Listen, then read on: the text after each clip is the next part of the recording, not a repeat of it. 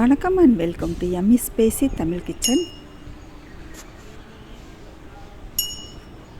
நாம் இப்போ வீட்டை விட்டு வெளியே கிளம்புறோன்னு வைங்க, என்ன பண்ணிட்டு போனால் போகிற காரியம் சக்ஸஸாக முடியும். அடுத்து பார்த்தோன்னு சொன்னால் அடுத்து வீட்டை விட்டு கிளம்பிட்டோம்னாலே எக்கச்சக்க ஆபத்துக்கள் நிறைஞ்சிருக்குங்க. இந்த எந்த ஆபத்தும் இல்லாமல் நம்ம பத்திரமா திரும்பி வரணும், போகிற காரியங்கள் எல்லாமே வந்துட்டு நம்ம நினச்சபடி நல்ல விதமாக நடக்கணும் அப்படின்னு சொன்னால் என்ன பண்ணிவிட்டு நம்ம வீட்டை விட்டு வெளியே கிளம்பணும் அப்படின்னு சொல்லிட்டு இந்த பதிவில் பார்க்க போகிறோங்க. வாங்க வீடியோக்குள்ளே போகலாம். அதுக்கு முன்னாடி ஒரு சின்ன விஷயங்க, இந்த வீடியோவுக்கு நீங்கள் பண்ணக்கூடிய ஒவ்வொரு லைக் தான் எனக்கு பண்ணக்கூடிய ஒரே ஆதரவு, சப்போர்ட். ஸோ இந்த வீடியோ பிடிச்சிருந்துச்சுன்னா லைக் பண்ணி சப்ஸ்கிரைப் பண்ணிக்கோங்க. நாம் இப்போ வெளியில் கிளம்புறோன்னு வச்சுக்கோங்க, நம்ம ஏதோ ஒரு முக்கியமான காரியமாக கிளம்புறோம், அது ஏதோ ஒரு விஷயமாக கிளம்புறோம் அப்படின்னு சொன்னால் ரொம்ப ரொம்ப இம்பார்ட்டண்ட் விஷயமாக கிளம்புறோம். ஏதோ ஒரு தொழில் விஷயமாக, ஏதோ ஒரு பேச்சுவார்த்தை நடத்த போகிறோம், ஏதோ ஒரு நகை வாங்க போகிறோம், எந்த ஒரு விஷயமா இருந்தாலும் சரி, குலதெய்வத்துக்கு ஒரு மஞ்சள் துணியில் முடிச்சு போட்டு நம்மளால் எவ்வளோ முடியுமோ ஒற்றைப்படையில் ₹1, ₹11, ₹101, ₹1001 இப்படி ஒற்றைப்படையில் எவ்வளோ வேணாலும் காசு முடிஞ்சு வச்சுட்டு போகலாம். முடிஞ்சு வச்சுட்டு நம்ம குலதெய்வத்துக்குன்னு சொல்லிட்டு நம்ம உண்டியலில் சேர்க்குறதுக்குன்னு நம்ம வச்சுருப்போம் இல்லையா, அதோடு எடுத்து வச்சுட்டு நம்ம வெளியே போனோம் அப்படின்னு சொன்னால் கட்டாயமாக அந்த காரியம் சக்ஸஸ் மட்டும்தான் நடக்கும். அடுத்து பார்த்தோன்னு சொன்னால் நம்ம இப்போ வெளியில் போகிறோம், எவ்வளோ ஒரு அசம்பாவிதங்கள்லாம் எவ்வளவோ நடக்குது, அதுலேருந்துலாம் தப்பிச்சு நம்ம நல்லபடியாக வீடு சேருவோங்க.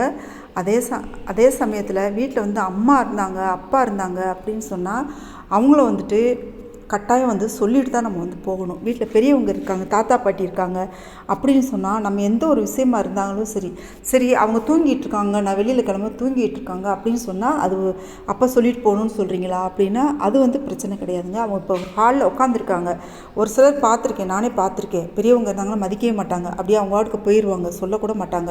அப்போ போயிட்டு அப்போ அவங்க போகிற காரியம் எப்படி நல்லபடியாக நடக்கும்.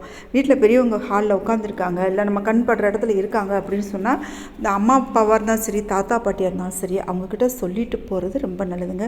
அதே மாதிரி நம்ம அம்மா இருக்காங்க இல்லையா, வீட்டில் அம்மா இருந்தாங்க அப்படின்னு சொன்னால் அவங்க கையால் கொஞ்ச நாள் தண்ணீர் வாங்கி குடிக்கணும். இல்லை பாட்டி யார் மூத்த பெண் இருக்காங்களோ வீட்டில், அவங்க கையால் தண்ணீர் வாங்கி குடிச்சிட்டு தாங்க வீட்டை விட்டு வெளியே போகணும்.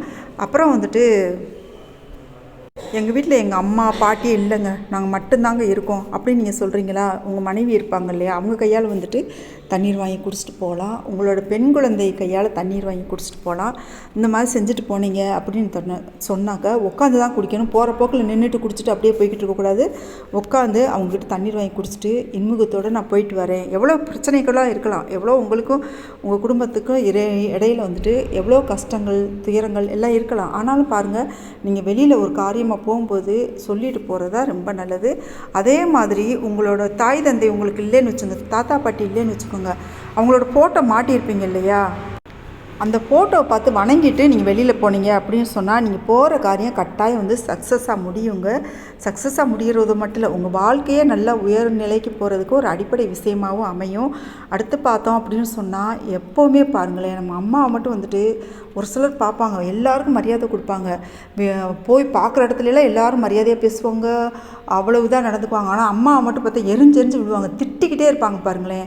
அதே சமயத்தில் அன்னையர் தினத்தன்னைக்கு ஃபேஸ்புக்கில், வாட்ஸ்அப்பில் எல்லா இடத்துலையும் ஸ்டேட்டஸ் போடுவாங்க. ஆனால் வீட்டில் இருக்க அம்மாவை பார்த்தீங்கன்னு சொன்னால் திட்டி தீர்த்துக்கிட்டு இருப்பாங்க, மட்டமாக நினைப்பாங்க. இவங்களுக்கு ஒரு கட்டத்துக்கு மேலே அம்மாவுக்கு ஒரு சில வீடுகளில் கேட்க மாட்டாங்க யாருமே, இவங்களை என்ன செஞ்சாலும் யாரும் கேட்குறதுக்கு நாதி இல்லாமல் கூட ஒரு சிலருக்கு இருக்கலாம். அப்படிப்பட்ட இடங்களில் பாருங்களேன், அவங்களோட அம்மா அப்பா இறந்து போயிருப்பாங்க.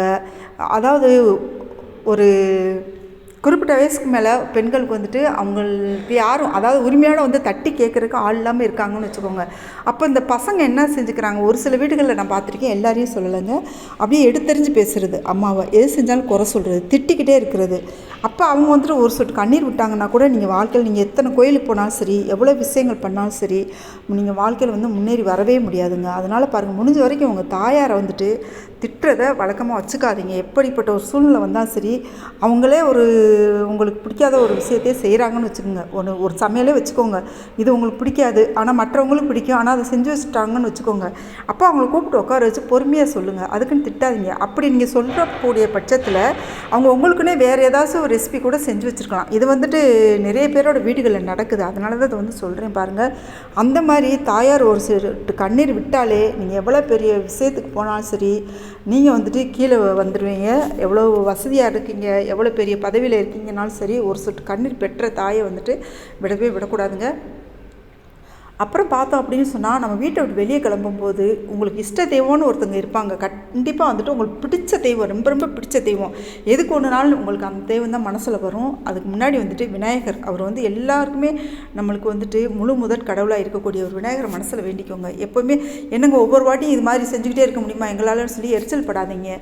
கட்டாயம் செஞ்சுட்டு நீங்கள் போனீங்க அப்படின்னு சொன்னால் மனசுக்கு நல்ல ஒரு இதம் தரக்கூடிய, மகிழ்ச்சி தரக்கூடிய விஷயங்கள் உங்கள் வாழ்க்கையில் நடக்குங்க. இப்போ வந்துட்டு விநாயகரை நீங்கள் வணங்கிக்கிறீங்களா? நீங்கள் போயிட்டு காலையில் நீங்கள் சாமி கும்பிட்றீங்க இல்லையா? சாமி கும்பிட்டுட்டு அப்போயே வந்துட்டு விநாயகரை, குலதெய்வத்தை, உங்கள் இஷ்ட தெய்வம்லாம் வணங்கிடுறீங்களே தீபதம்பம் காட்டி. அடுத்து வெளியில் நீங்கள் போகும்போது என்ன செய்யணும் அப்படின்னு சொன்னால், விநாயகரை மனசுக்குள்ளே வணங்கிங்க. வீட்டை விட்டு வெளியே போகிறதுக்கு முன்னாடியே சொல்கிறேன். அடுத்து குலதெய்வம், தெய்வங்களே நீங்கள் தான் எங்கள் கூட இருந்து நான் வெளியில் போகிறேன், பத்திரமா நான் திரும்பி வரணும், எனக்கு போகக்கூடிய காரியங்கள் வந்து வெற்றிகரமாக முடியணும் அப்படின்னு சொல்லிவிட்டு நல்லா மனசார வேண்டிக்கிட்டு நீங்கள் வீட்டை விட்டு வெளியே போகும்போது வீட்டில் இருக்கவங்ககிட்ட சொல்லிவிட்டு அதுக்கு முன்னாடி நீங்கள் வந்து கிளம்பி போங்க. நீங்கள் போயிட்டு வந்துட்டு அப்புறம் பாருங்கள், நீங்கள் இந்த பதிவு பார்த்துட்டு நீங்கள் இந்த மாதிரி செய்யுங்களேன். உங்கள் வாழ்க்கையில் வந்துட்டு போகிற காரியம் மட்டும் இல்லைங்க, வாழ்க்கையில் நீங்கள் செய்யக்கூடிய ஒவ்வொரு விஷயமே வந்து கட்டாயம் வந்து சக்ஸஸாக நடக்கும், சக்ஸஸாக முடியும். உங்கள் லைஃப்பில் வந்து எட்டி பார்க்காத உயரத்துக்கு நீங்கள் போகக்கூடிய வாய்ப்புகள்லாம் உருவாகுங்க. அதனால் பாருங்கள், வீட்டை விட்டு வெளியே கிளம்பும்போது இந்த விஷயங்கள்லாம் செஞ்சுட்டு போங்க. அதே சமயத்தில் முக்கியமான விஷயமாக நீங்கள் போகிறீங்க அப்படின்னு சொன்னால் வந்து காசு முடிஞ்சு வச்சுட்டு போங்க. நம்ம வெளியில் கிளம்புறோன்னு வச்சுக்கோங்க, உங்கள் இஷ்ட தெய்வம் இருக்காங்க, குலதெய்வம் இருக்காங்க, விநாயகர் இருக்காங்க, அந்த விஷயத்தை வந்து அவங்கக்கிட்ட ஒப்படைச்சிருங்க. ஏதோ ஒரு முக்கியமான விஷயமா போகிறீங்க, அது உங்களோட லைஃப் டைம் அச்சீவ்மெண்ட்டாக கூட இருக்கலாம். வெளியில் போகும்போது நீங்கள் தான் பார்த்துக்கணும், நான் இந்த காரியத்தை உங்கள்கிட்ட தான் ஒப்படைச்சிட்டு போகிறேன் அப்படின்னு சொல்லிவிட்டு நீங்கள் அதை பற்றி நீங்கள் கவலைப்படாதீங்க. போயிட்டு நீங்கள் முடிஞ்ச வரைக்கும் முயற்சி பண்ணுங்கள். முயற்சி பண்ணிட்டீங்க அப்படின்னு சொன்னால் கட்டாயம் வந்து அந்த விஷயம் வந்து சக்ஸஸாக மட்டுமே மாறுங்க. நீங்கள் வந்து எக்காரணத்தை கொண்டும் வந்து இந்த மாதிரி பெற்ற தாயை அவமரியாதை பண்ணிவிட்டு வெளியே போகாதீங்க. அதே மாதிரி இந்த விநாயகரையும் குலதெய்வத்தையும் இஷ்ட தெய்வத்தையும் வணங்காமையும் போகாதீங்க. இந்த மாதிரி வணங்கிட்டு போனீங்க அப்படின்னு சொன்னால் ரொம்ப நல்லது. இன்னொரு முக்கியமான விஷயம் வந்து சொல்ல மறந்துட்டேங்க. அது என்ன அப்படின்னு சொன்னால், குலதெய்வத்தோட விபூதி எப்போவுமே உங்கள் பர்ஸில் இருக்கிற மாதிரி பார்த்துக்கோங்க. நீங்கள் இந்த மாதிரி வச்சுக்கிட்டு போனீங்க அப்படின்னு சொன்னாலே உங்களுக்கு வந்து வெற்றிகள் மட்டுமே உங்கள் வாழ்க்கையில் நீங்கள் எடுத்து வைக்கக்கூடிய ஒவ்வொரு அடியுமே வந்துட்டு வெற்றி பாதையாக தான் நடக்குமே தவிர உங்கள் வாழ்க்கையில் வந்து கஷ்டன்ற பேச்சுக்கே இடம் இருக்காது. எப்போவுமே உங்கள் கூட இருக்கிறதா பார்த்துக்கோங்க. ஆண்களாக இருந்தாலும் சரி, பெண்களாக இருந்தாலும் சரி, உங்கள் பர்ஸில் வந்துட்டு குலதெய்வ விபூதி இருக்கணும் கட்டாயமாக வந்துட்டு. இல்லை குங்குமம் குலதெய்வம் கோயிலில் இருந்துச்சு அப்படின்னு சொன்னால் அதுவும் அடித்து வச்சுக்கலாம். இல்லை விபூதி மட்டும் வைக்கிறதா இருந்தால் கூட வச்சுக்கலாம். சரி, பெண்கள் வந்து மாதவிலக்கு ஆகிற காலத்தில் நான் அந்த பர்ஸை வச்சுட்டு தெரியலாமா அப்படின்னு சொல்லிட்டா அந்த 7 நாளைக்கு தவிர்த்துருங்க. பொதுவாக வந்துட்டு இந்த குலதெய்வ விபூதிக்கு வந்துட்டு 7 நாட்களுக்கு வந்து நீங்கள் பெண்கள் வந்து தொடாமல் இருக்கிறது நல்லது. அதனால் பாருங்கள், பெண்கள் வந்து இந்த 7 நாட்களுக்கு அந்த பர்ஸை எடுத்துக்காதீங்க. மற்ற நாட்களில் எப்போவுமே நீங்கள் வெளியில் போகிறீங்களா, அந்த குலதெய்வ விபூதி வந்துட்டு உங்கள் கூடவே இருக்கும். அது உங்களை வழி நடத்தி கூட்டி போகுங்க. குலதெய்வமே வந்துட்டு உடன் இருக்கிற மாதிரி உங்களை எந்த ஒரு காரியங்கள்லையுமே வந்து வழி நடத்தி கூட்டி போய் உங்கள் காரியங்கள் எல்லாத்தையும் வெற்றிகரமாக நடக்க உதவி செய்யும். அதே சமயத்தில் உங்களுக்கு எந்த ஒரு ஆபத்தும் நேராமல் பத்திரமா வந்துட்டு நீங்கள் போயிட்டு வீடு வந்து சேர்வீங்க ஒவ்வொரு முறையுமே. இந்த பதிவு உங்களுக்கு பிடிச்சிருந்துச்சுன்னா லைக் பண்ணி சப்ஸ்கிரைப் பண்ணிக்கோங்க. உங்களோட மேலான கருத்துக்களை கமெண்ட்டில் தெரியப்படுத்துங்க. ஃப்ரெண்ட்ஸ் அண்ட் ஃபேமிலிக்கு ஷேர் பண்ணுங்கள், லைக் பண்ணுங்கள், கமெண்ட் பண்ணுங்கள். Thank you so much. Take care. பாய்.